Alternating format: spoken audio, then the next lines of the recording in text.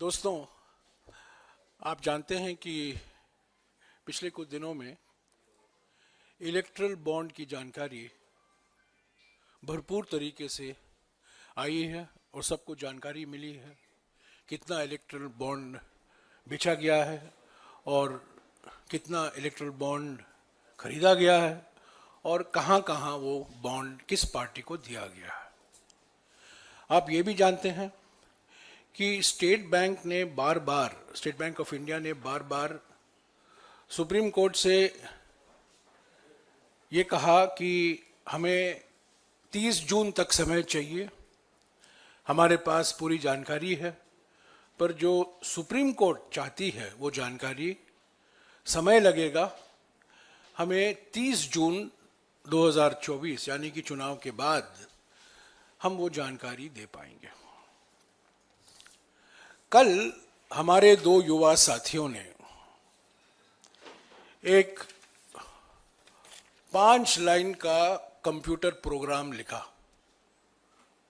और ये सब मैं आपको देने वाला हूं। सिर्फ 5 लाइन का, ये कंप्यूटर भाषा में इसको पाइथन कहते हैं।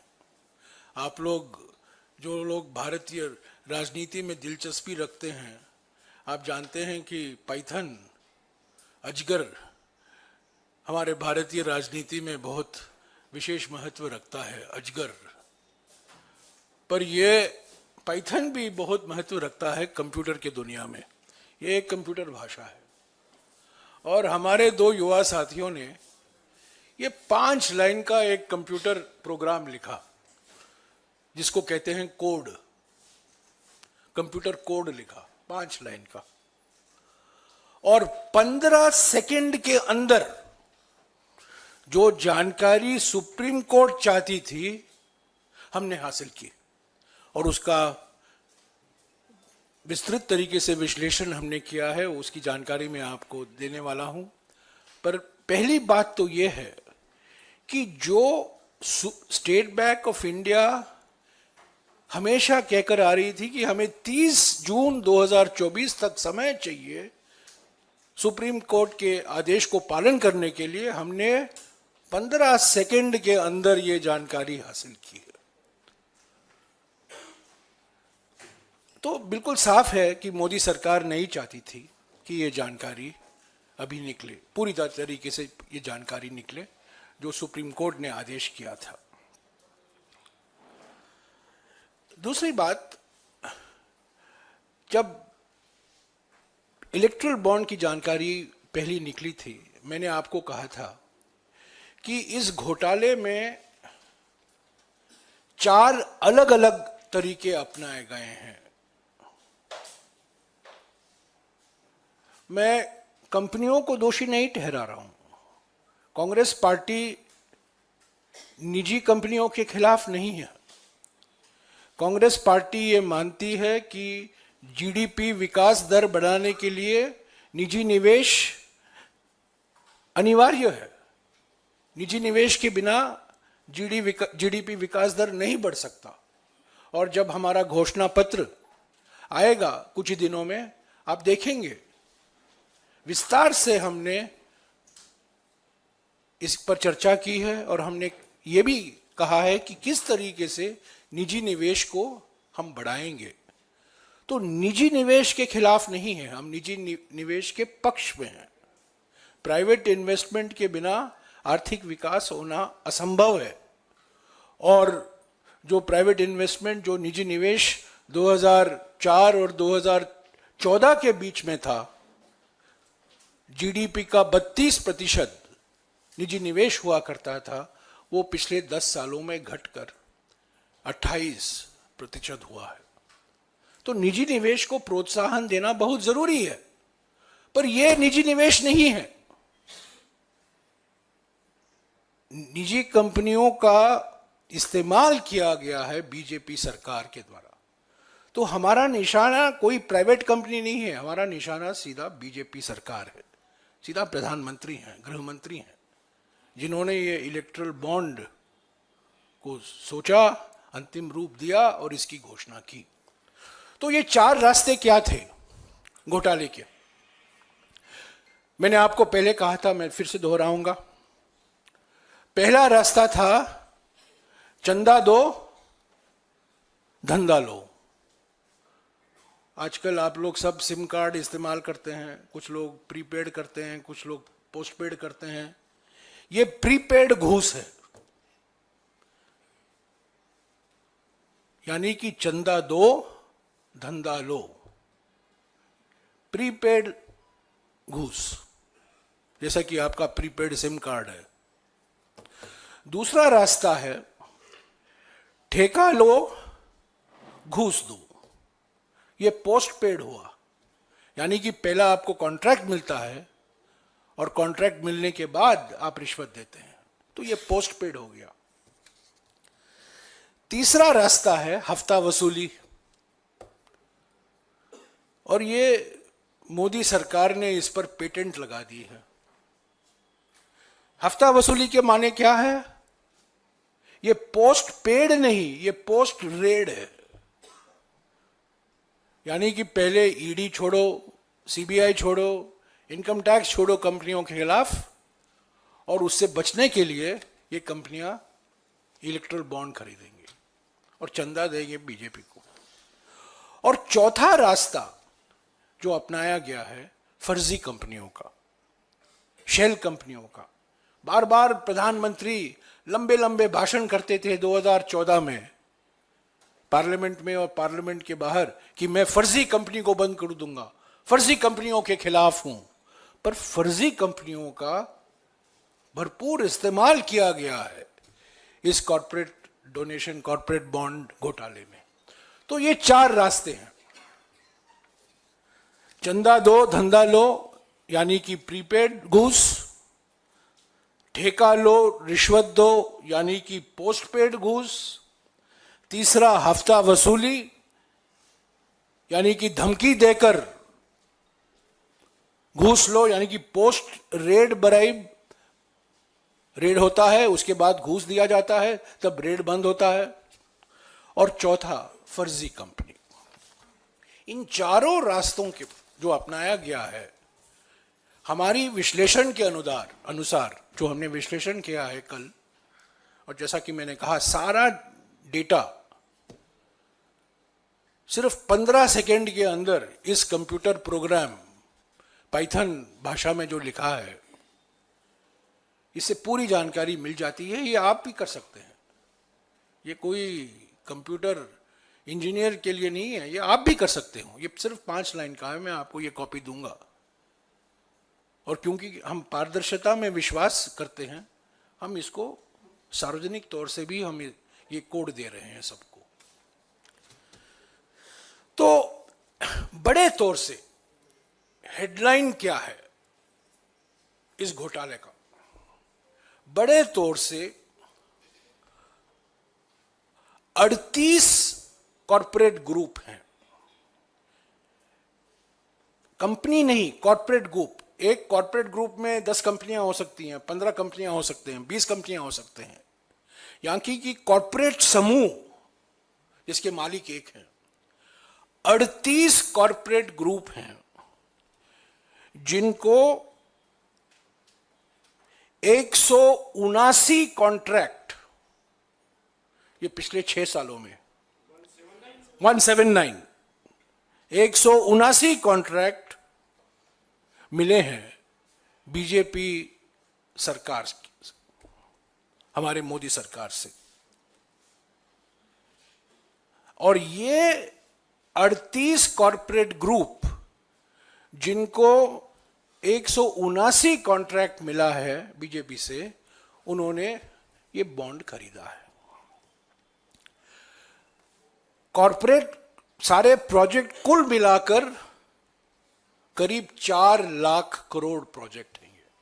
ये पुल हैं, हाईवे हैं, रेलवे के प्रोजेक्ट हैं, इंफ्रास्ट्रक्चर, खास तौर से ये इंफ्रास्ट्रक्चर के प्रोजेक्ट हैं। इंफ्रास्ट्रक्चर, खास तौर से ये इंफ्रास्ट्रक्चर के प्रोजेक्ट हैं। कुल मिलाकर 4 लाख करोड़ प्रोजेक्ट पिछले 6 साल में दिए गए हैं इन कंपनियों को, और इन कंपनियों ने कुल मिलाकर 2000 करोड़ रुपया इलेक्ट्रल बॉन्ड खरीदा है। और ये इलेक्ट्रल बॉन्ड बीजेपी को गया है, वो महत्व रखता है। 2000 करोड़ रुपया इलेक्ट्रल बॉन्ड बीजेपी को जाना और 4 लाख करोड़ कॉन्ट्रैक्ट मिलना इन 38 कॉरपोरेट ग्रुप को, यही हम कह रहे हैं चंदा दो धंधा लो। और जो मैंने दूसरी बात कही, पोस्ट पेड, ठेका लो रिश्वत दो, कुल मिलाकर 2000 crore erectile bond, 4 lakh crore contract. तो प्री पेड ब्राइब कितना है, यानी कि चंदा देकर कितना धंधा मिला है, ये सब जानकारी मैं आपको दे रहा हूं, मैं सिर्फ पढ़ रहा हूं आपके लिए। करीब 551 करोड़ चंदा दिया गया है बीजेपी को, और उसमें से करीब 1.32 करोड़ लाख करोड़ प्रोजेक्ट मिले हैं 3 महीने के अंदर। ये बहुत बड़ा महत्वपूर्ण मुद्दा है। 3 महीने के अंदर, यानी कि बॉन्ड खरीदा जाता था, चंदा दिया जाता है, और 3 महीने के अंदर इनको ये प्रोजेक्ट मिलता है। चंदा दो धंधा लो, यानी कि प्री पेड ब्राइब। और ये है 551 करोड़ बीजेपी को गया है, और 1.32 लाख करोड़ के प्रोजेक्ट मिले हैं 3 महीने के अंदर। दूसरा जो मैंने कहा था, पोस्ट पेड ब्राइब, यानी कि ठेका लेकर पहले कॉन्ट्रैक्ट मिलता है, उसके बाद में घूस दिया जाता है, रिश्वत दिया जाता है। इनमें से 49 ऐसे मिसाल हैं, 49 ऐसे कंपनियां हैं इस डेटाबेस में, जिनको 62,000 करोड़ रुपए के प्रोजेक्ट मिले हैं और करीब 600 करोड़ रुपए का इलेक्ट्रल बॉन्ड खरीदा गया है।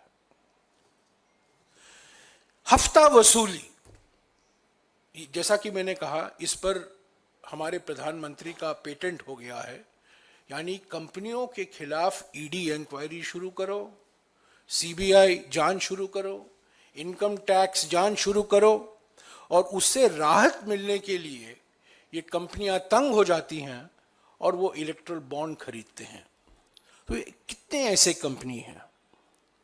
ऐसे 41 कॉरपोरेट ग्रुप हैं, 41 ऐसे समूह हैं, कंपनियों के समूह, जिनके मालिक एक है। कंपनियां अनेक हो सकते हैं, बट 41 ऐसे कॉरपोरेट समूह हैं जिन पर ईडी, सीबीआई और इनकम टैक्स की जांच की शुरुआत की गई है उनके खिलाफ, और रेड शुरुआत के बाद करीब 1,853 करोड़, यानी कि 1900 करोड़ रुपया रेड के बाद दिया गया है चंदा।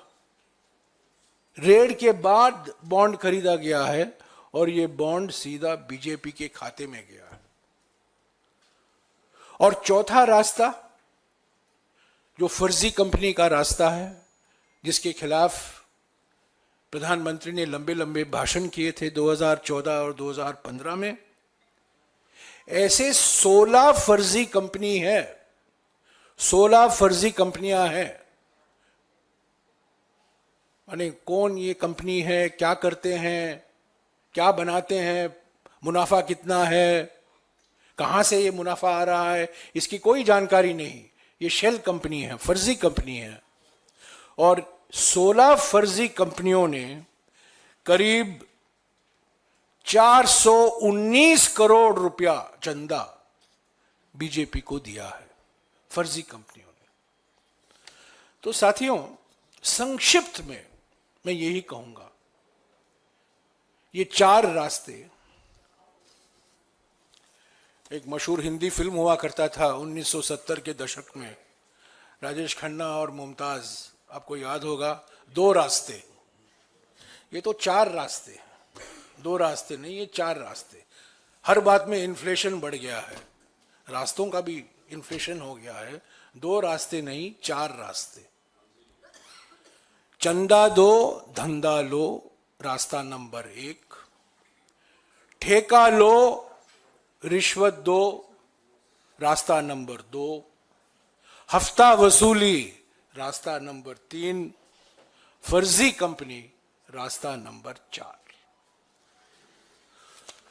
तो यह है इलेक्ट्रल बॉन्ड घोटाला। हमने हमारे 2019 के घोषणा पत्र में, यह बार बार सवाल किया जाता है कि कांग्रेस पार्टी, क्या इन्होंने विरोध किया था? 2019 के घोषणा पत्र में, यह रहा हमारा 2019 का घोषणा पत्र, और इसमें हमने साफ तरीके से लिखा है कि हम इलेक्टरल बॉन्ड स्कीम को समाप्त करेंगे। ये अप्रैल में निकाला गया था 2019 में, और हमने ये कहा था ये पारदर्शिता बिल्कुल नहीं है, ये सिर्फ सत्ता दल पार्टी को, जो पार्टी सत्ता में है उसके लिए फायदेमंद होगा, और हम इलेक्ट्रल बॉन्ड स्कीम को समाप्त करेंगे। ये हमने 2019 में कहा था। तो जो हमने कहा था, और कई लोगों ने कहा था, न केवल कांग्रेस पार्टी ने, सभी लोगों ने कहा था, कई विशेषज्ञों ने भी कहा था कि इसमें पारदर्शिता नहीं है, ये घोटाला साबित होगा, और जो पार्टी सत्ता में है उसको फायदा होगा। वही हुआ है, और इसीलिए सुप्रीम कोर्ट ने इसको गैर कानूनी और संविधान के खिलाफ एक निर्णय लिया है, जो सब आप जानते हैं। अभी सब जानकारी सभी के लिए उपलब्ध है। कोई भी इलेक्शन कमीशन के वेबसाइट जा सकता है। 2 पीडीएफ फाइलें हैं, 2 पीडीएफ फाइल ईसीआई के वेबसाइट eci.gov.in। 2 पीडीएफ फाइल को डाउनलोड कीजिए, और ये 5 लाइन पाइथन अजगरी भाषा में, पाइथन लैंग्वेज में, ये 5 लाइन का इस्तेमाल कीजिए। ये सब आपको मिल जाएगा, आपके स्मार्टफोन में मिल गया होगा अब तक। और आपको जो कुछ मैंने कहा है वो आपको खुद आप देख सकते हैं। तो ये मैं कोई मेक इन कांग्रेस नहीं है, ये जो जानकारी है, ये सारे के सारी जानकारी ईसीआई के वेबसाइट पर है। हमने थोड़ा समय लिया है, वो समय 15 सेकंड था।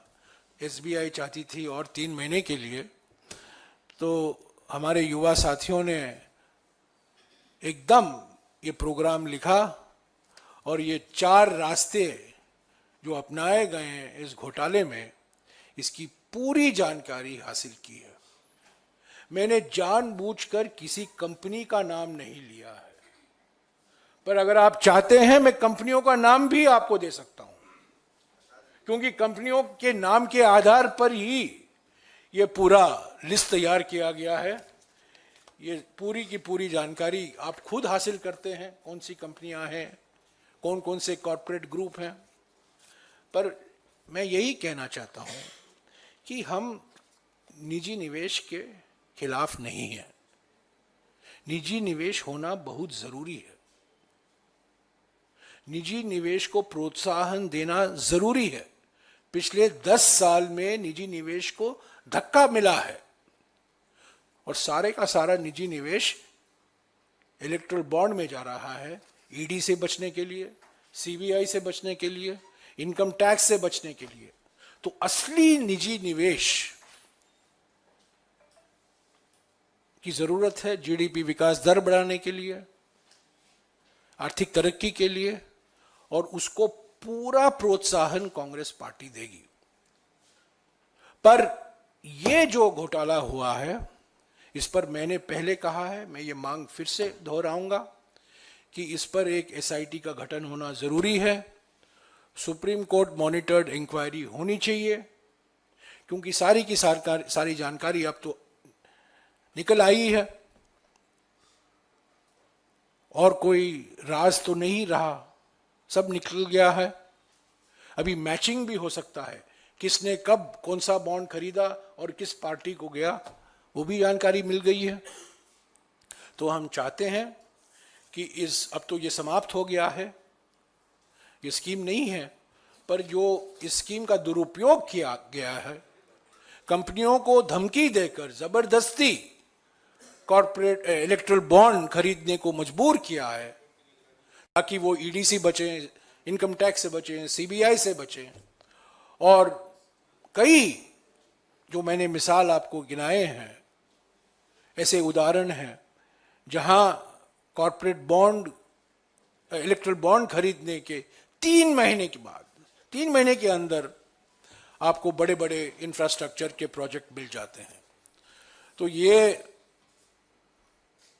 चंदा धंधा घोटाला है ये, और कुछ नहीं। जो सरकार, जो प्रधानमंत्री एमएसपी को कानूनी दर्जा देना नहीं चाहते हैं, वही सरकार, वही प्रधानमंत्री घूस को कानूनी दर्जा दे दिया इलेक्ट्रल बॉन्ड से। तो घूस को कानूनी दर्जा देना सही है, पर एमएसपी को कानूनी दर्जा नहीं देना वो असंभव है। यही इनकी मानसिकता है। चंदादाताओं को सम्मान और अन्नदाताओं का अपमान, यही मोदी सरकार की नीति रही है। ये घोटाला, इस पर जांच होनी चाहिए, सुप्रीम कोर्ट मॉनिटर्ड इंक्वायरी होनी चाहिए, और सभी पार्टियां इस इंक्वायरी, इस जांच से अपना सहयोग देगी। हमारी पार्टी भी पूरी सहयोग देगी। शुक्रिया।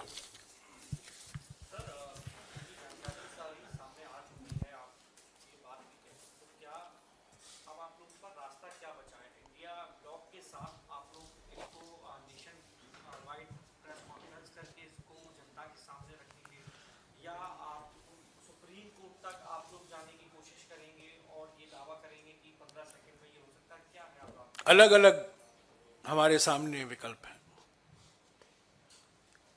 कल से हम कोशिश कर रहे हैं अखबारों में एडवर्टाइजमेंट निकालने की। कल कुछ अखबार, हिंदी के अखबार, कैसे उन्होंने साहसी दिखाई, उन्होंने हमारा एडवर्टाइजमेंट छापा। कई अखबारों ने मना कर दिया। सुपूत क्या है, यह शब्द गलत है, ये सारे के सारे मैसेज मेरे व्हाट्सएप में है। इसका प्रूफ क्या है, ये शब्द इस्तेमाल मत करो, वो शब्द इस्तेमाल मत करो।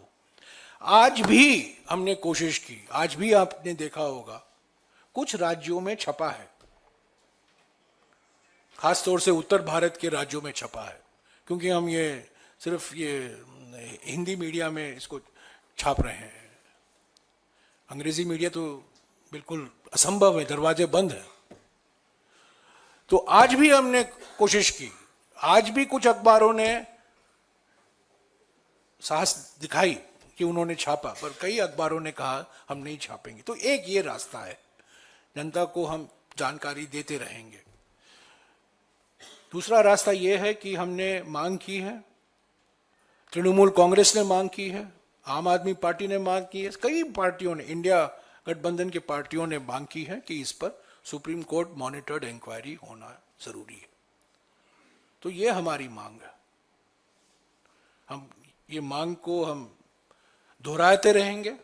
सुप्रीम कोर्ट द्वारा स्पेशल इन्वेस्टिगेशन टीम एसआईटी का गठन करना जरूरी है, और इसकी पूरी जांच, पूरी विश्लेषण करना जरूरी है, ताकि ये जो रेड धंधा चंदा रिश्ता, रेड और पेड, और धंधा और चंदा, इन दोनों का क्या रिश्ता है, ये दूध का दूध पानी का पानी हो जाएगा।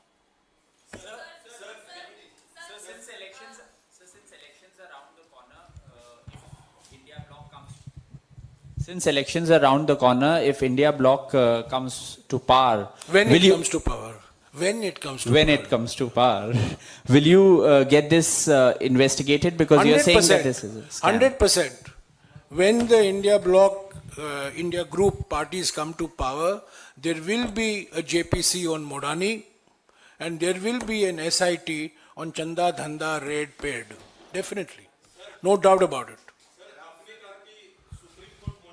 There will also be, if the India bloc comes to power, there will also be a SIT on PM Cares, which is another big scam, sir in which Chinese companies have also donated to PM Cares. PM Cares, no CAG audit, no transparency, and singularly inappropriately named for a PM who doesn't care. This scheme is called PM Cares. Sir आपने कहा कि ये SIT की जांच हो, supreme court monitored, ये इसके किनकी अध्यक्षता में, फॉर्मर जज जो रिटायर्ड हो चुके या सुप्रीम कोर्ट के चीफ सिटिंग जस्टिस जज? जो उचित समझे वो करें, सिटिंग या अवकाश प्राप्त वो जो उचित समझे, पर ये सुप्रीम कोर्ट मॉनिटर्ड इंक्वायरी होनी चाहिए, स्पेशल इन्वेस्टिगेशन टीम का गठन होना चाहिए और सुप्रीम कोर्ट के द्वारा ये पूरी जांच होनी चाहिए, क्योंकि ये सरकार ही इसमें शामिल है, मोदी सरकार ही शामिल है, ये सरकार की कोई जांच नहीं कर सकती। और संवैधानिक संस्थाएं इतने कमजोर हो गए हैं कि हमारा विश्वास संवैधानिक संस्थाओं में इतना नहीं रहा है। सीएजी मिसाल के तौर से। हाँ जी, नियामका।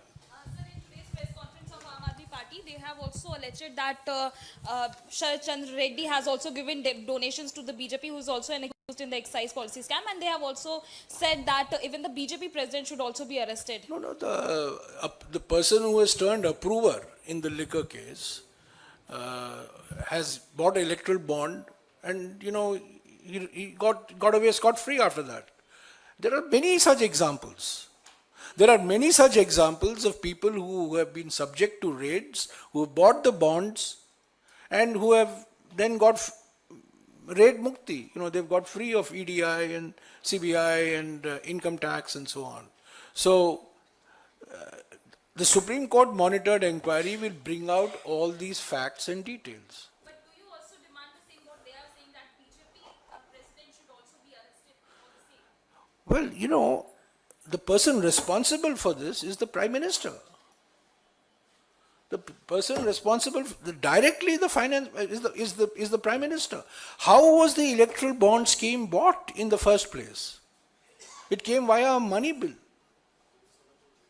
We had objected at that point of time. I had objected. There is a petition of mine pending in the Supreme Court. The present Chief Justice of India, in the Aadhaar matter, said that the use of the money bill route to pass bills like the Aadhaar bill is a fraud on the Constitution. This is the word that the current Chief Justice has used. And there is a 7-judge bench of the Supreme Court that is going to hear my petition on the misuse of the money bill. The money bill route has been used time and again by this government to get such bills passed, which have been declared unconstitutional. To get such acts passed, which have been declared as unconstitutional. हाँ जी।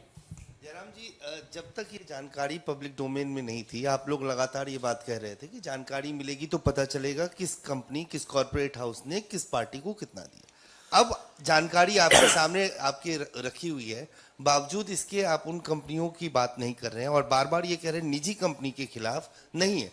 इसी podium से राहुल गांधी ने भी कहा था कि वो मोनोपोलिज्म के खिलाफ है, प्राइवेट कंपनी या कॉर्पोरेट हाउस के खिलाफ नहीं है।